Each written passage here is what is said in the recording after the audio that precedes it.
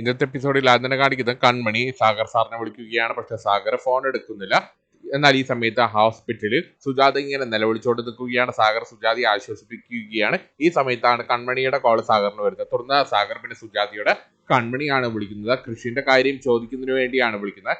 ഇപ്പോൾ അവരോട് സംസാരിച്ചാൽ ശരിയാകില്ല, നാളെ സംസാരിക്കാം എന്ന് പറഞ്ഞുകൊണ്ട് ഫോൺ കട്ട് ചെയ്യുകയാണ്. തുടർന്ന് സുജാത സ്വയം കുറ്റപ്പെടുത്തുകയാണ്. എല്ലാത്തിനും കാരണം ഞാനാണ് കൃഷ്ണയോട് കൺമണിയുടെ വീട്ടിലേക്ക് പോകണമെന്ന് പറഞ്ഞ് വാശി പിടിച്ചത്.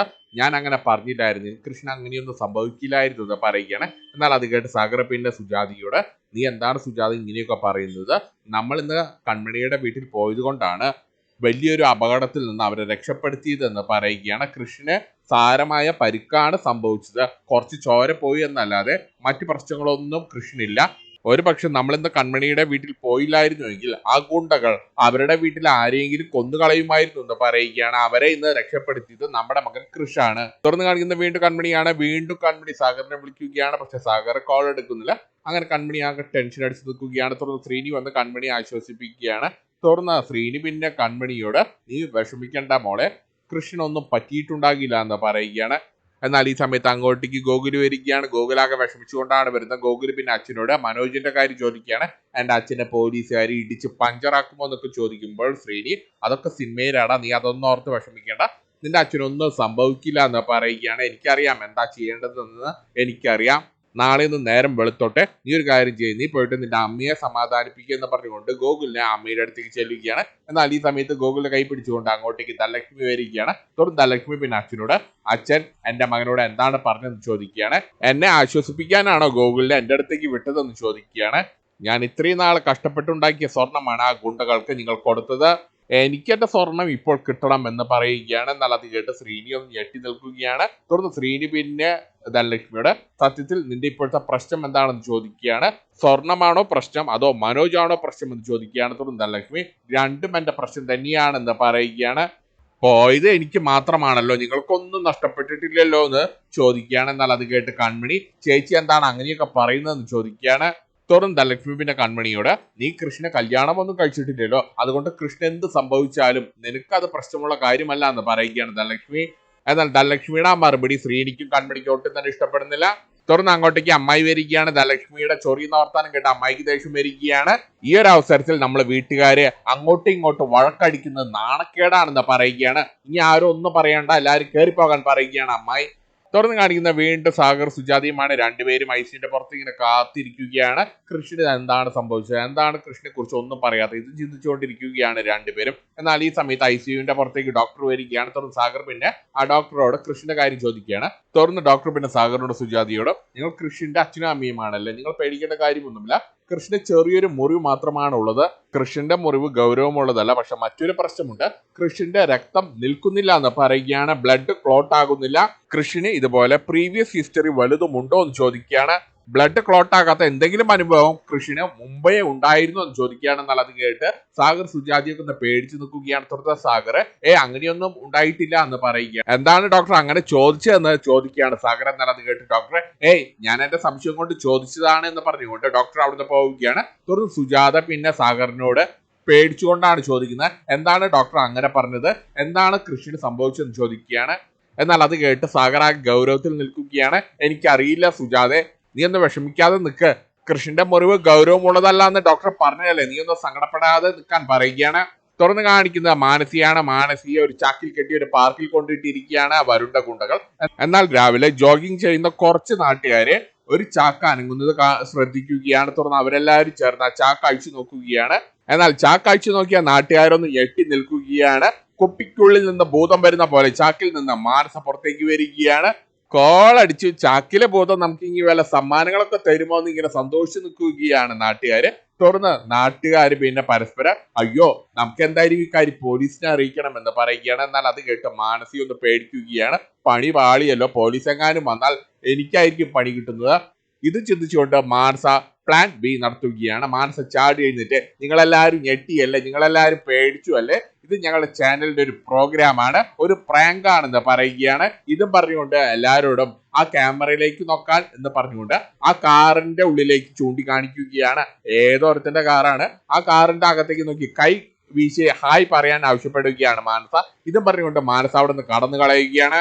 തുറന്ന് കാണിക്കുന്ന വീണ്ടും കൺമണിയാണ്. കൺമണി പിറ്റേ ദിവസം രാവിലെ ഇങ്ങനെ വിഷമിച്ച് ഇങ്ങനെ ഇരിക്കുകയാണ് തന്റെ ബെഡ്റൂമിൽ. തുറന്ന് കൺമണി ഫോൺ എടുത്തിട്ട് സാഗറിനെ വീണ്ടും വിളിക്കുകയാണ്. പക്ഷെ സാഗർ അപ്പോഴും ഫോൺ എടുക്കുന്നില്ല. ഈ സമയത്ത് അങ്ങോട്ടേക്ക് ശ്രീനി വരികയാണ്. തുറന്ന് ശ്രീനിയോട് പിന്നെ കൺമണി ക്രിഡ് സാറിനെ വിളിച്ചിട്ടേക്ക് ഫോണിൽ കിട്ടുന്നില്ല, സാഗർ അങ്ങൾ ഫോൺ എടുക്കുന്നില്ല എന്ന് പറയുകയാണ്. എനിക്കറിയണം എന്റെ ക്രിഡ് സാറിന് എന്താണ് സംഭവിച്ചതെന്ന്, അതുകൊണ്ട് ഞാനൊരു കാര്യം ചെയ്യാൻ പോവുകയാണ്.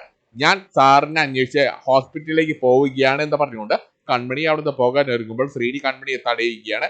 നീ ഇപ്പോൾ പോകണ്ട, നീ ഇപ്പോൾ പോയാൽ ശരിയാകില്ല എന്ന് പറയുകയാണ്. നീ പലതവണ വിളിച്ചിട്ടും അവര് ഫോൺ എടുത്തില്ലെങ്കിൽ അതിന്റെ അർത്ഥം എന്താണെന്ന് ചോദിക്കുകയാണ്. കൃഷിയുടെ കഴിഞ്ഞ ദിവസം ഇവിടെയുണ്ടായ മുറിവ് അത്ര ഗൗരവമുള്ള മുറിവൊന്നും ആകില്ല എന്ന് പറയുകയാണ്.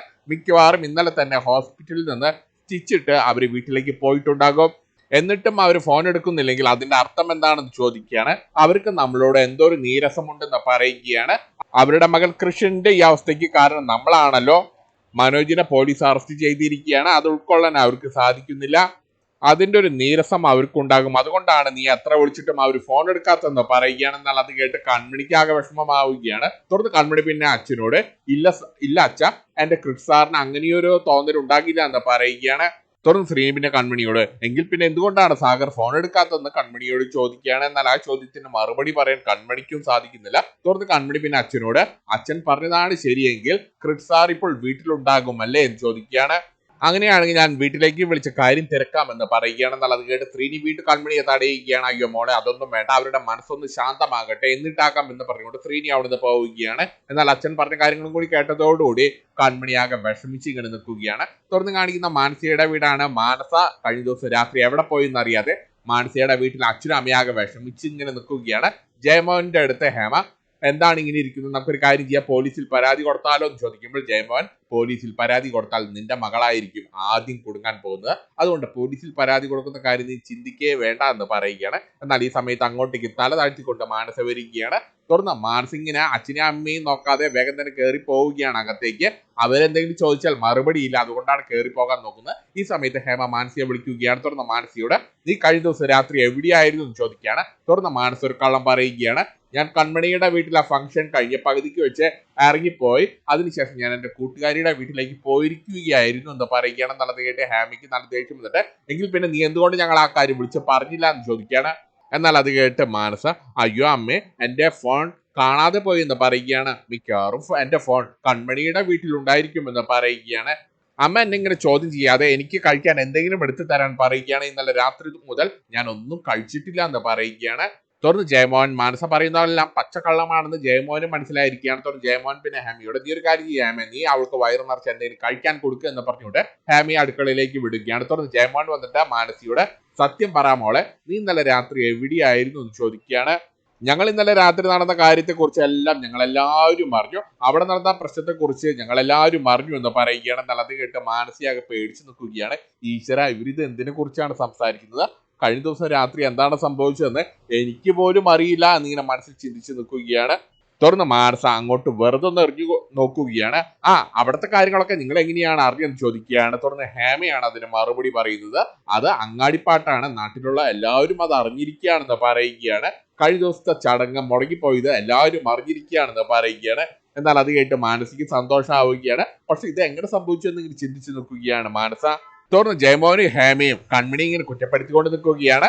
നമ്മുടെ മകളെ കുറെ കഷ്ടപ്പെടുത്തിയതാണ്, നമ്മുടെ മകൾ മാനസിയെ കുറെ കരയിപ്പിച്ചതാണ്, അവർക്ക് അങ്ങനെ തന്നെ വേണമെന്നൊക്കെ പറയുകയാണ്. തുടർന്ന് മാനസി പിന്നെ അച്ഛനോട് വരുണിന്റെ കാര്യത്തെ കുറിച്ച് ചോദിക്കുകയാണ്. എന്നാൽ അത് കേട്ട് ജയമോഹന് നല്ല ദേഷ്യം വരികയാണ്. വരുണ കഴിഞ്ഞ ദിവസം തന്നെ പോലീസ് അവിടുന്ന് അറസ്റ്റ് ചെയ്ത് കൊണ്ടുപോയി എന്ന് പറയുകയാണ്. വരുണ ജയിലിൽ നിന്ന് ഇറക്കിയ ആ പോലീസുകാരന് മിക്കവാറും പണി കിട്ടും, ഇനി അയാളെ സംരക്ഷിക്കാൻ ഞാൻ വേറെ കാശ് എറിയേണ്ടി വരും. എന്നാൽ അതും കേട്ട് മാനസ വീണ്ടും ഞെട്ടി നിൽക്കുകയാണ്. പിന്നെ ഇതൊക്കെ എങ്ങനെ സംഭവിച്ചതെന്ന് ഇങ്ങനെ ചിന്തിച്ച് നിൽക്കുകയാണ്. തുടർന്ന് ജയമോഹൻ പിന്നെ മാനസിയോട് മനോജിനെ പോലീസ് അറസ്റ്റ് ചെയ്ത കാര്യമൊക്കെ പറയുകയാണ്. വെറും കേസിലല്ല, മയക്കുമരുന്ന് കേസിലാണ് മനോജിനെ പോലീസ് അറസ്റ്റ് ചെയ്തിരിക്കുന്നത്. ഇതിൽ നിന്ന് രക്ഷപ്പെടാൻ അവര് കുറെ കഷ്ടപ്പെടും. അത് മാനസയുടെ മുഖത്ത് നോക്കിയാണ് പറയുന്നത്. കാരണം മാനസയും മയക്കുമരുന്ന് കേസിലാണല്ലോ അറസ്റ്റിലായത്. ഇനി എന്തായാലും കൺമണിയുടെ കല്യാണം മുടങ്ങുമെന്ന് പറയുകയാണ്. മയക്കുമരുന്ന് കേസിലെ പ്രതിയുടെ പെങ്ങളെ കല്യാണം കഴിപ്പിക്കാൻ സാഗർ എന്തായാലും ഇനി തയ്യാറാകില്ല എന്ന് പറയുകയാണ്. എന്നാൽ അത് കേട്ട് ഹേമ അല്ലെങ്കിലും ഈ കല്യാണം നടക്കാൻ പോകുന്നില്ല, കാരണം കല്യാണ ചെറുക്കൻ ഇപ്പോൾ ഹോസ്പിറ്റലല്ലേ എന്ന് ചോദിക്കുകയാണ്. എന്നാൽ അത് കേട്ട് മാനസ വീണ്ടും ഞെട്ടുകയാണ്. തുടർന്ന് ഹേമയോട് പിന്നെ ജയമോനാണ് പറയുന്നത്, ഈ കൃഷിന് ഇതിന്റെ വല്ല ആവശ്യമുണ്ടായിരുന്നോ? ആ ഗുണ്ടകൾക്കിടയിൽ പോയി നിൽക്കേണ്ട വല്ല കാര്യമുണ്ടായിരുന്നോ? വെറുതെ എന്തിനാണ് കൃഷി ആ ഗുണ്ടകളുടെ വെട്ടുകൊള്ളേണ്ടി വന്നതെന്നൊക്കെ ചോദിക്കുകയാണ്. അപ്പോഴാണ് മാനസിക ഏതാണ്ട് കാര്യങ്ങളൊക്കെ പിടികിട്ടുന്നത്. അത് ശരി, ഇങ്ങനെയൊക്കെ സംഭവിച്ചോ? നോക്കിക്കോ കൃഷി, ഇനി ഇവിടെ നിന്ന് അങ്ങോട്ട് എന്റെ കളിയാണെന്ന് ഇങ്ങനെ മനസ്സിൽ ചിന്തിച്ച് നിൽക്കുകയാണ്. അങ്ങനെ പൊട്ടന് ലോട്ടറി അടിച്ച ഒരു അവസ്ഥയിലാണ് മാനസ നിൽക്കുന്നത്. ഇതും കാണിച്ചുകൊണ്ടാണ് ഇന്നത്തെ എപ്പിസോഡ് തീരുന്നത്.